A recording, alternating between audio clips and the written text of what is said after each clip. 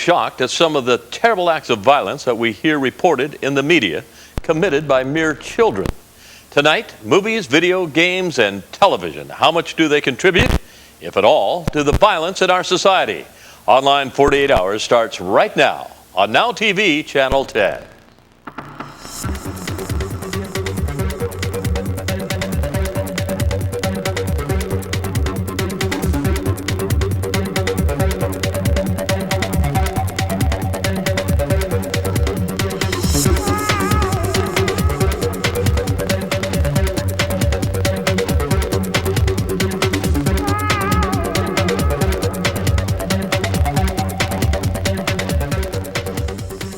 And welcome to Online. I'm Doug Kooy. Well, the idea of youth violence is a topic we have covered many times on Online.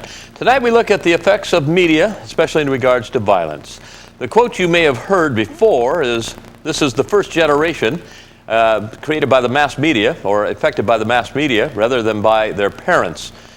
Well, tonight, well-known comedian actress Victoria Jackson of Saturday Night Live fame and Paul McClelland of Hot Rod High fame are here tonight. Let's start off with Victoria Jackson. Hi, Victoria. Hi, Doug. You're calling in all the way from Florida. Did you survive? I guess you did. Not one, not two, but how many? 4 hurricanes. 4 hurricanes. Yeah. So that must have been quite an experience. Actually, nothing happened to our house. We're in Miami, and they all missed us by about 20 minutes. Oh, my goodness. Well, that's good news. I was concerned about you, Ann. Anyway, I'll ask you. You have 2 children, right? Right. I have 2 daughters. All right. Do you believe that children are getting too much negative influence from the media? Definitely. It's very scary what our children out there are seeing. And in my home, it's not a problem at all. But it scares me what all the other kids in America and Canada and the world are seeing. You know? Yeah. And bring you into this also, Paul. Listen to some of these statistics, guys. This is interesting. By the age 18, the average child will have viewed about 200,000 acts of violence on television alone. That's 200,000 acts of violence. The level of influence during Saturday morning cartoons is higher than the level of violence during prime time. There are 3 to 5 violent acts per hour in prime time versus 20 to 25 acts per hour on Saturday morning. And it goes on, the research that I've done says that the media violence affects children by increasing aggressiveness, increasing their fear of becoming victims. It's an interesting thing, making them sensitive, or less sensitive, I should say, to violence and to victims of violence. Now, Paul, we'll go on a little bit more with this report later on. But, Paul, you work with young people and have for many, many, many years. I have. Some of these things that you're seeing, do you think we're just now starting to reap what we've been, in a sense, as a society, sowing into these young people over the years? Yeah, in my humble opinion, I think while I'm no great advocate of censorship or legislated censorship, I think parents have advocated their censorship responsibility. Now both my boys and my daughter take great delight in telling stories of how ridiculous we were in not letting them watch Animaniacs because they would go crazy, and my wife would love to say it was way too violent. But when you watch children's response to this, it's playful and it's easy to dismiss. When I'm working with kids on the street, which I've done for years and years and years, the examples of rage, true rage, are very, very rare. But you see lots of violent reactions, which will come when they either feel like they're cornered or they have something to prove. And I think the fact that they go to that violent option, if they're feeling either one of those 2 things, is a result of conditioning. And certainly, cartoons don't hold a candle to some of the things you hear in gangster rap, and some of those are just absolutely grotesque when you're not listening to it, but reading the lyrics in black and white, frightening. And man, I run across 9 and 10-year-olds that have that stuff pounding away into their heads on headphones all the time, and I think that conditions children when they're reacting instead of making a decision to doing things that we didn't when we were kids. Interesting. Well, we'll come back. We'll talk with Victoria Jackson. And we'll be sharing a little bit more. I mean, she was in Saturday Night Live for many, many, many years. A lot of interesting concepts and ideas came through that. It was, after all, just a comedy show. But can we sometimes affect people even with comedy in a negative way? We've seen a lot of stuff out there that has kind of opened the door. We'll just talk about that a little bit. By the way, we have this thing called the Unexpected Gift Promo, which is going on right now, and I'm supposed to promo it, so I'll do that. And Jessica Candrell is going to tell us about this thing called Unexpected Gifts. Do you know someone who deserves an unexpected gift? Nominate someone special that you know to receive an unexpected gift from you. One unsuspecting family will receive a weekend getaway to the Hemlock Valley Resort. 10 other families will receive a $350 chocolate gift basket from Gillian Creations and Chocolate, along with the new Marlo Thomas book, Thanks and Giving, courtesy of Simon & Schuster Canada. Nominate someone to receive an unexpected gift by visiting our website at nowtv.ca. And be sure to tell us why you think they deserve an unexpected gift.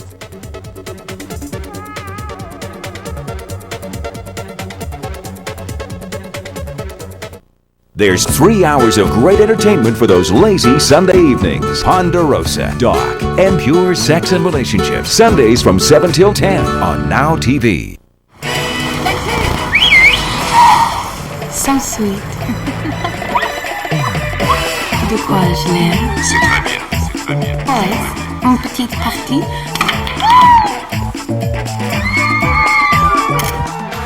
Very irresistible Givenchy.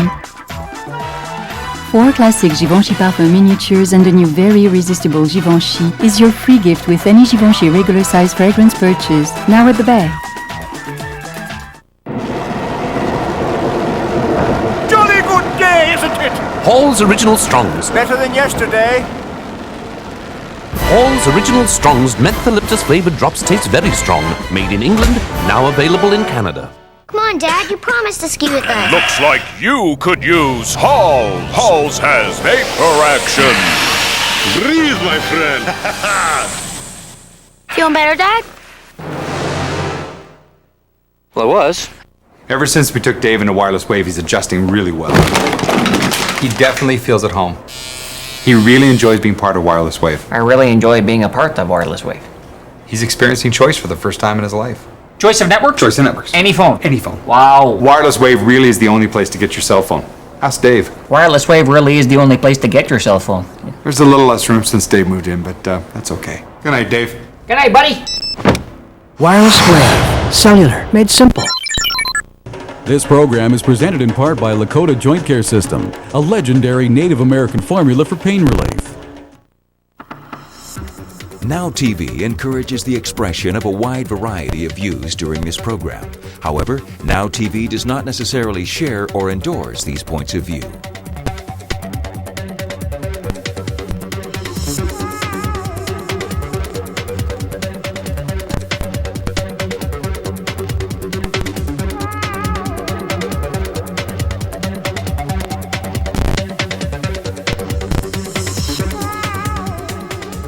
It's an amazing statistic.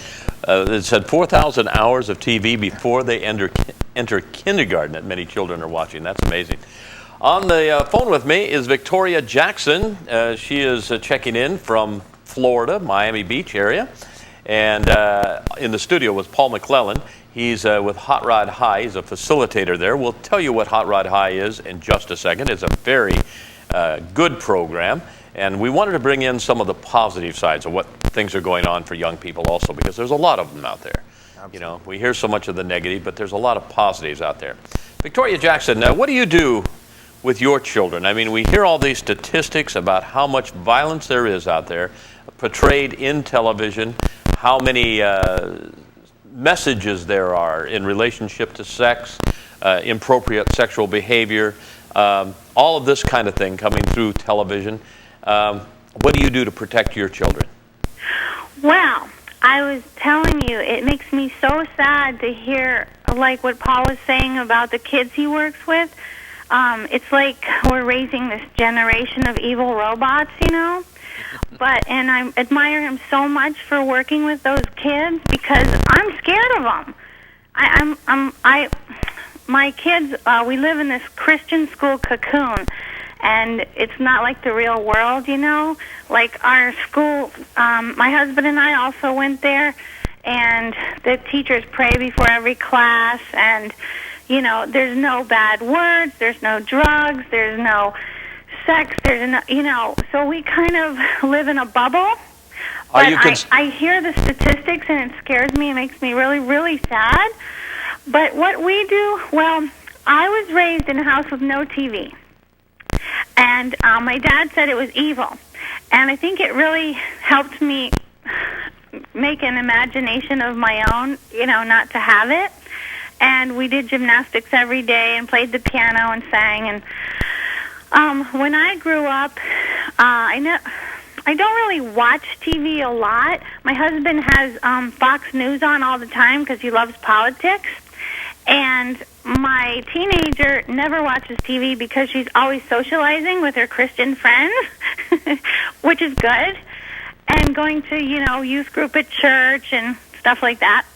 And my 10-year-old, I let her watch TV pretty much whenever she wants, but that's, you know, she has dancing and piano and church and school, so it's probably not a lot. And I noticed that she chooses things like Seventh Heaven and Boy Meets World. And see, I don't have boys, so I've never even thought about, you know, those shows about guns and the video games. That's never been in our house because it never came up. Yeah, that's interesting. And Paul, you're doing something on this positive side. You're taking something called Hot Rod High. Explain that to us, because I think this is a real positive alternative and something that's out there that's doing a great work with young people. A lot of the examples of community violence or community crime happen when you've got young people that don't have the structured environment at home. They're out and about, time on their hands, left to their own devices, and media influences decide what to do with that. The whole goal of Hot Rod High, while we build really killer hot rods, which is the big bonus, because that's what I like to do with all my time anyhow, that's really just a byproduct of what we do. There's two main things. We want to teach kids that the they cans rather than the they can'ts. In 4 short months, they learned that there is nothing in a hobby environment with the right tools and with a team of friends that all bring different strengths to the table, that there's nothing they can't do to create a car that all their friends would die to have. And we've got kids that have graduated from our first school that are actually well on their way to building a hot rod that would make most of us drool, and they're going to do it before they're 19 years old. Most of us are still dreaming about that at 45, my age, right? So that's the main thing, the teamwork that we're teaching. Let's come back and get the second part of this in just a second. Okay. We got to take a break right here. Be right back. We've got Victoria Jackson checking in from Miami, and Paul McClelland is with us from Hot Rod High. We'll be right back.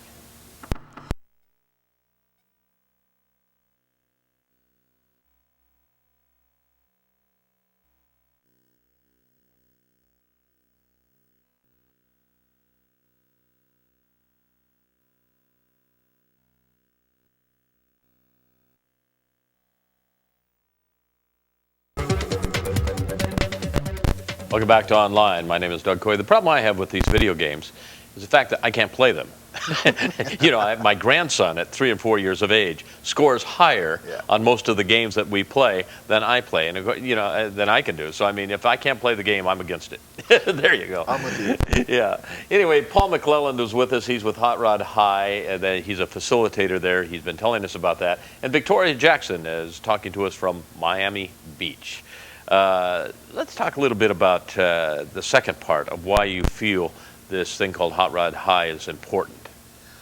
One of the things, this has been very much a community-based initiative from the beginning. We have had guys, business people running big car shops, tire shops. We've had old hot rodders that have significant parts of the community. There's been folks that are from every walk of life, city planners, policemen, that are into hot rods in this community. And what happens is we've tried to deliberately have those folks in working with the kids for a week at a time on the car that they're working on. And then on the way out of the shop at the end of the week, oh, by the way, he is a police officer, or he is a city planner, or he is, And there's something magical happens as we go through that process. Kids find themselves, all of a sudden that person is not the establishment. The child views himself often as a problem that the community has to deal with, and the community views them that way.